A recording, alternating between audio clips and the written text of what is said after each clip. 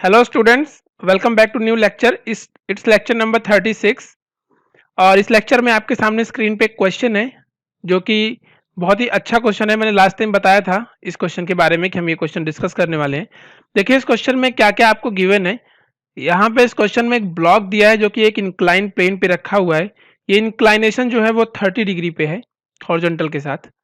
ये सरफेस जो है वो स्मूथ नहीं है। इसका कोफिशिएंट ऑफ फ्रिक्शन म्यू आपको 0.2 गिवन है कि यहाँ से 1 मीटर की हाइट पे और 2 मीटर की डिस्टेंस पे है। क्लियर है ना। इलेक्ट्रिक फील्ड हॉरिजॉन्टली पॉइंटेड है जो कि 100 वोल्ट पर मीटर है। अब ये ब्लॉक को यहाँ से रिलीज किया गया है। अब ये ब्लॉक नीचे आएगा। क्वेश्चन में पूछा गया है calculate the time it will take to reach to the bottom of the incline. ये ब्लॉक नीचे पहुंचने में कितना समय लेगा। यहाँ से रिलीज किया गया, ये नीचे पहुंचने में कितना समय लेगा। याद रहे ये अपने वेट के mg साइन थीटा की वजह से नीचे आ रहा है और इसका अपोज भी करेगा फ्रिक्शन और इलेक्ट्रिक फील्ड की वजह से जो फोर्स लगेगा वो। ठीक है ना। थोड़ा टाइम लगेगा इसमें। ठीक है ना। तो वो टाइम कितना लगेगा वो हमें कैलकुलेट करना है। तो हम एक काम करते हैं, हम सारे फोर्सेस ड्रॉ कर लेते हैं। ठीक है ना। समझो ये ब्लॉक है, एग्जैक्टली मैंने नीचे बनाया ये ब्लॉक है। तो इस पे सबसे पहले जो फोर्स लगेगा वो नॉर्मल रिएक्शन हो जाएगा। उसके बाद इसका खुद का वेट mg डाउनवर्ड। ध्यान से देखना, मैं सभी फोर्सेस को यहाँ पे ड्रॉ कर रहा हूँ।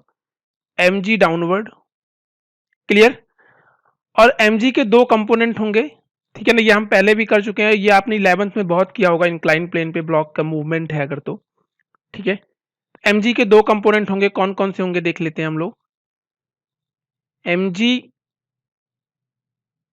यहाँ पे इस डायरेक्शन में, इधर होगा हमारे पास mg cos 30 डिग्री, क्योंकि mg cos थीटा होता है। थीटा कितना है 30 डिग्री। और इस डायरेक्शन में कौन सा होगा, इस डायरेक्शन में होगा mg साइन 30 डिग्री। देखिए सबसे मुश्किल काम यही सब है, उसके बाद तो क्वेश्चन सॉल्व हो गया। mg साइन 30 डिग्री, ये दोनों कंपोनेंट हो गए mg के। अब हम बात करते हैं, देखिए और कौन कौन से फोर्सेस यहाँ पे अवेलेबल हैं।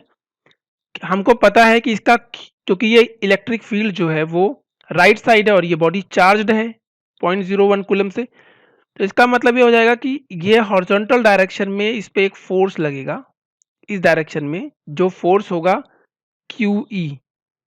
क्लियर है ना, क्योंकि हॉरिजॉन्टली पॉइंटेड इलेक्ट्रिक फील्ड, तो इसके भी दो कंपोनेंट होंगे। ठीक है ना। इस QE के भी दो कंपोनेंट होंगे। देखते हैं वो QE के कौन कौन से कंपोनेंट होंगे, दो। अगर ये 30 डिग्री है तो ऑब्वियसली ये भी 30 डिग्री होगा। ठीक है ना, ये भी 30 डिग्री होगा। तो QE के दो कंपोनेंट किस किस डायरेक्शन में बनेंगे। एक कंपोनेंट बनेगा इस डायरेक्शन में, देखते जाइए ध्यान से, जो कि होगा QE cos 30 degree. QE cos 30 degree.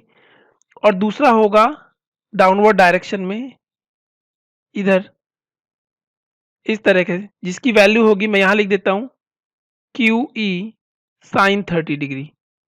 QE sine 30 degree आप यहां पे देख सकते हैं। ओके। QE sine 30 degree. और कोई फोर्स रह गया। देखिए हमें मतलब है सिर्फ परपेंडिकुलर और हॉरिजॉन्टल फोर्सेस से। हमने QE को कंपोनेंट कर लिया, हमने mg के कंपोनेंट कर लिए। अब क्या बचता है यहाँ पे, फ्रिक्शन का फोर्स। क्योंकि ये बॉडी जो है, इस बॉडी का जो मूवमेंट है वो डाउनवर्ड है, तो फ्रिक्शन इस डायरेक्शन में लगेगा, तो हम लोग फ्रिक्शन भी लगा लेते हैं यहीं पे। ठीक है ना। तो फ्रिक्शन जो होगा वो भी यहाँ पे इस डायरेक्शन में लगेगा, फ्रिक्शन। ठीक है ना। क्या होता है फ्रिक्शन का फोर्स, वो होता है म्यू इंटू नॉर्मल रिएक्शन, जिसको आप क्या बोलते हो, म्यू। नॉर्मल रिएक्शन क्या हो जाएगा, याद है normal reaction simple mg cos theta नहीं होगा, यहाँ पे दो दो फोर्सेस हैं, उन दोनों को बैलेंस करेगा। ठीक है ना। तो फिलहाल अभी मैं म्यू एन लिख के छोड़ देता हूँ, म्यू इंटू एन। ये फ्रिक्शन का फोर्स हो गया। क्लियर। ये किसका फोर्स हो गया, ये हो गया अपने पास फ्रिक्शन। तो सारे फोर्सेस मैंने यहाँ पे बैलेंस कर दिए हैं। और इतने फोर्सेस का सामना करते हुए ये बॉडी का जो मूवमेंट है वो इस तरह से डाउनवर्ड है। ठीक है ना, इस तरह से डाउनवर्ड है। तो सोचिए ये एक्सीलरेशन क्या होगा, ये वाला इस डायरेक्शन में एक्सीलरेशन क्या होगा। मैंने एक्सिस किस तरह से लिए, देखिए मैंने एक्सिस को इस तरह से लिया है। ठीक है ना, इसको y मान लिया है और इसको x मान लिया है। इसको x मान लिया है और इसको y। यानी एक्सीलरेशन जो है वो x डायरेक्शन में वो कितना होगा, उसका मैग्नीट्यूड कितना होगा। डायरेक्शन की बात नहीं कर रहे, हमें पता है डायरेक्शन नेगेटिव होगी, डाउनवर्ड आ रहा है। तो acceleration in the x direction ये कितना होगा, ठीक है। तो कौन कौन से फोर्सेस हैं, एक्सीलरेशन क्या होता है, एक्सीलरेशन का मतलब होता है बच्चों net force divided by mass, total mass. तो टोटल मास तो एक ही है, ठीक है ना। तो देख लेते हैं नेट फोर्स क्या है, कौन कौन से फोर्सेस एक्ट कर रहे हैं, क्लियर है ना। तो नेट फोर्स में देखिए क्या क्या है, एक तो है हमारे पास Q E cos 30 positive direction में, तो इसको पॉजिटिव लिख लेंगे, इस तरफ लगने वाले को नेगेटिव लिख लेंगे। तो देखिए इधर अप साइड लगने वाले को पॉजिटिव ले लेंगे क्योंकि ये पॉजिटिव एक्स एक्सिस में लग रहा है, ये नेगेटिव एक्स एक्सिस में लग रहा है, तो इसे इधर ले लेंगे। वर्टिकल फोर्सेस एक दूसरे को बैलेंस कर देंगे, जिसकी वजह से ये मूवमेंट सिर्फ हॉरिजॉन्टल होगा, अप डाउन मूवमेंट नहीं होगा, क्योंकि दोनों फोर्स एक दूसरे को बैलेंस कर रहे हैं। दोनों फोर्स एक दूसरे को बैलेंस कर रहे हैं, इस लाइन का मतलब ये है कि जो नॉर्मल रिएक्शन आएगा वो नॉर्मल रिएक्शन होगा एम जी cos 30 degree plus Q E sine 30 degree. बात समझ में आई, ये नॉर्मल रिएक्शन होगा, ठीक है ना। यही नॉर्मल रिएक्शन हमें आगे काम पढ़ने में यूज करना पड़ेगा, अभी इसकी जरूरत लगेगी आगे फ्रिक्शन लिखते वक्त, ठीक है। ये नॉर्मल ये वर्टिकल रिलेशन लिख दिया, हॉरिजॉन्टल रिलेशन लिख लें तो एफ नेट है हमारे पास Q E cos 30 degree, value हम बाद में पुट करेंगे, कॉस 30 डिग्री और कौन सा फोर्स है, प्लस में फ्रिक्शन का फोर्स है, ठीक है ना, प्लस में फ्रिक्शन का फोर्स है। तो plus mu into normal reaction, ये दो फोर्स हॉरिजॉन्टल लग रहे हैं, क्लियर है ना। हमें देखिए हमें इस फोर्स की जरूरत नहीं है, इसकी जरूरत नहीं, क्योंकि इसके हम कंपोनेंट कर चुके हैं। इसको चाहे तो हम पिक्चर में से हटा दें, अगर मैं इसको पिक्चर से हटा देता हूं तो ये हमारे लिए और कंफर्टेबल हो जाएगा। जिसको ना समझ में आया ये कैसे हट गया, वीडियो पीछे करके देख लेना, ठीक है ना। इसको मैं यहाँ से हटा दूं, अगर इसको भी हटा दूं क्योंकि इसके तो कंपोनेंट हो चुके हैं, तो आप क्या देखेंगे, आप देखेंगे कि ये बहुत सिंपल हो गया है डायग्राम, ठीक है। तो ये हो गया म्यू एन माइनस डाउनवर्ड लगने वाला force which is m ji sine 30 degree divided by total mass m, ठीक है। इसे सॉल्व करना है, n की वैल्यू पुट करनी है, तो ए एक्स कितना आएगा, ए एक्स की वैल्यू आ जाएगी, चार्ज की कितनी वैल्यू है, अभी चार्ज को क्यू ई लिख देते हैं, और कॉस 30 डिग्री नेक्स्ट स्टेप में सॉल्व करेंगे, प्लस यहाँ पे मैंने इसलिए सॉल्व नहीं किया क्योंकि मैं n की वैल्यू पुट करना चाहता हूँ यहाँ पे, एम जी कॉस 30 डिग्री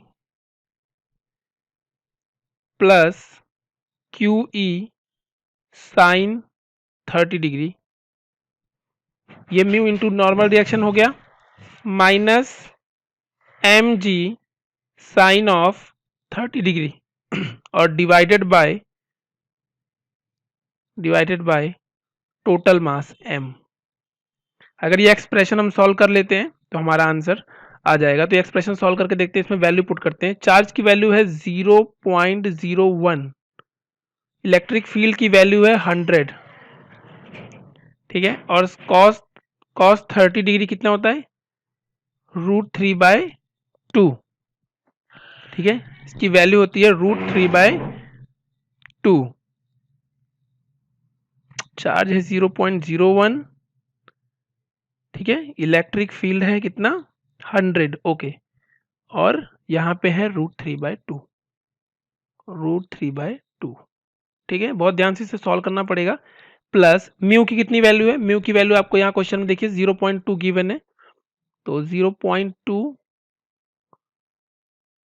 आगे देखिए एम जी कॉस 30 डिग्री, तो एम जी कितना होगा, मास है 1 और जी की वैल्यू मैं यहाँ पे 10 ही ले लेता हूँ सीधे सीधे, ठीक है ना। जी की वैल्यू जो है मैं सीधे सीधे 10 ले लेता हूँ बिना किसी प्रॉब्लम के।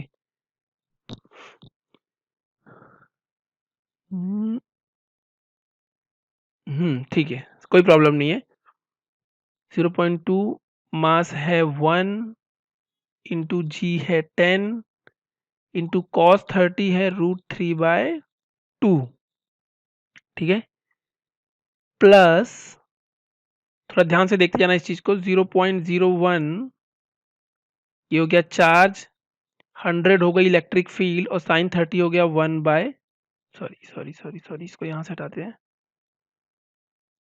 हो गया अपने पास कितना हो गया 1/2, ये हो गया। अभी खत्म नहीं हुआ है, अभी और भी बाकी है, माइनस mg साइन 30, ठीक है ना। तो mg साइन 30 कितना हो जाएगा, मास अगेन 1, g की वैल्यू 10 और फिर 1/2 और डिवाइडेड बाय टोटल मास, इसका डिवाइडेड बाय टोटल मास मतलब 1।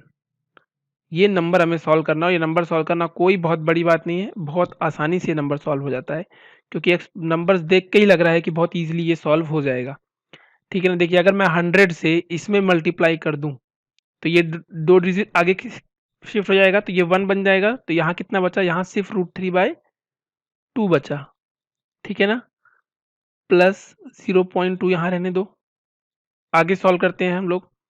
ये कितना हुआ, जब इसे हमने सॉल्व किया तो ये कितना हुआ, ये हुआ अपने पास 5√3, ठीक है ना। ये हो गया यहाँ पे 5√3 ये वाला एक्सप्रेशन, और ये कितना हुआ, अगेन ये तो 1/2,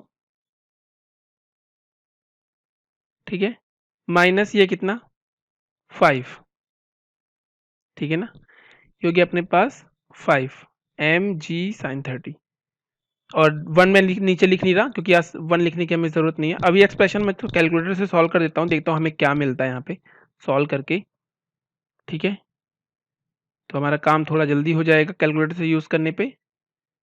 तो ये है अपने पास √3 डिवाइडेड बाय 2, ये है 0.866, ये आता है अपने पास 0.86, ठीक है ना 6 प्लस, ये सॉल्व कर लेते हैं हम लोग सबसे पहले, 5√3 प्लस 0.5 मल्टीप्लाई 0.2 आता है 1.832, 1.832 और माइनस 5, क्लियर। चलो देखते हैं इसका क्या आंसर आता है, हमने सही किया है गलत किया है। 0.866 प्लस 1.832 माइनस 5, ये अपने पास आंसर आया है 2.3 समथिंग, वो भी नेगेटिव के साथ। ये नेगेटिव के साथ क्यों आ गया है, क्योंकि इसका एक्सेलरेशन जो है वो डाउनवर्ड है, ठीक है ना।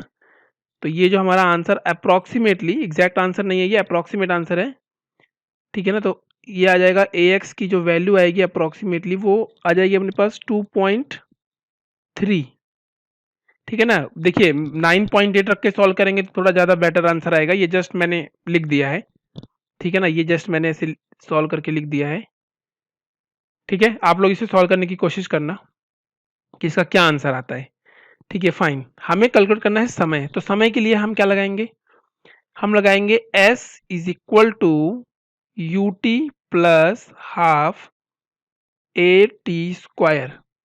तो आप भी जानते हैं जस्ट रिलीज किया गया इनिशियली, तो 0 plus half a t square, तो यहां से आप समय निकाल सकते हैं। तो समय कितना आ जाएगा, टाइम आ जाएगा √2s डिवाइडेड बाय ए, ठीक है ना, 2s डिवाइडेड बाय ए। तो टाइम की वैल्यू पुट कर दो इसमें, देखो तो समय कितना आ जाएगा, √2 इंटू डिस्प्लेसमेंट कितना था, यहां से यहां तक का डिस्प्लेसमेंट था 2, डिवाइडेड बाय ए जो भी आया अपना 2.3 2.2 जो भी जिसका भी आएगा वहां वैल्यू पुट कर देना, ठीक है ना। तो ये देख लेते हैं कितना आता है, 4 डिवाइडेड बाय 2.3, 1.739, 1.739, तो यह आ जाता है अपने पास 1.3, ठीक है ना। ये अप्रोक्सीमेटली आता है हमारे पास टाइम अप्रोक्सीमेटली आता है 1.3 सेकेंड,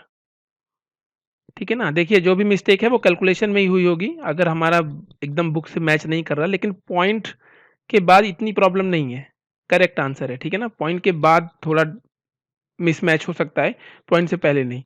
तो this is our final answer, इतना समय लगेगा इसको आने में, ये बात तुम समझ लो, ठीक है ना, इतना समय लगेगा। तो बहुत अच्छा क्वेश्चन था, बहुत मजा आया इसको करके, ठीक है ना, बहुत ही मजा आया इसको करके। क्लियर है ना? हमने इसमें क्या सीखा, हमने इसमें वैल्यूज देखना सीखा, ठीक है ना, वैल्यू देखना सीखा हमने इसमें। ठीक, क्यों नेगेटिव आया सॉल्व करके, नेगेटिव इसलिए आ गया क्योंकि ये नंबर में से हमने ये नंबर घटाया है, माइनस किया है, तो ये नंबर एक्चुअली में लेस नंबर था, लेस नंबर में से हमने हायर वैल्यू घटा दी, इसलिए हमारे पास नेगेटिव आंसर आ गया। I hope you understand this question. ठीक है, तो कोई प्रॉब्लम वाली बात नहीं है। हम लोग, हमें क्योंकि इसके मैग्नीट्यूड निकालना, हमें इसकी डायरेक्शन से लेना देना नहीं है, हमें सिर्फ इसका डिफरेंस चाहिए, दोनों डायरेक्शन के फोर्सेस का डिफरेंस चाहिए, बस वो डिफरेंस हमारे काम का है। ओके फाइन, तो मिलते हैं नेक्स्ट वीडियो में बच्चों हम लोग एक ऐसे ही बेहतरीन क्वेश्चन के साथ, बहुत बढ़िया क्वेश्चन के साथ। ठीक है, सर्कुलर मोशन बेस्ड क्वेश्चन रहेगा ये। सर्कुलर मोशन की जो मैकेनिक्स होती है उससे हम इलेक्ट्रिक फील्ड को इन्वॉल्व करके किस तरह से कैलकुलेशन करते हैं, ये क्वेश्चन अपने आप में ही थियरी होते हैं, ये अपने आप में ही फिजिक्स समझाते हैं। अदरवाइज इलेक्ट्रिक फील्ड की थियरी क्या है, के क्यू बाई आर स्क्वायर, ठीक है ना, एफ बाई क्यू नॉट, इतना ही इलेक्ट्रिक फील्ड।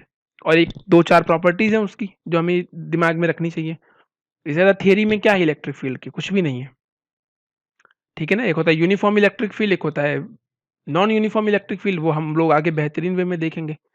तो अगर थियरी की बात करें तो बहुत कम है, लेकिन अगर हम बड़े क्वेश्चन करते हैं तो हम बहुत कुछ सीखते हैं बड़े क्वेश्चन से।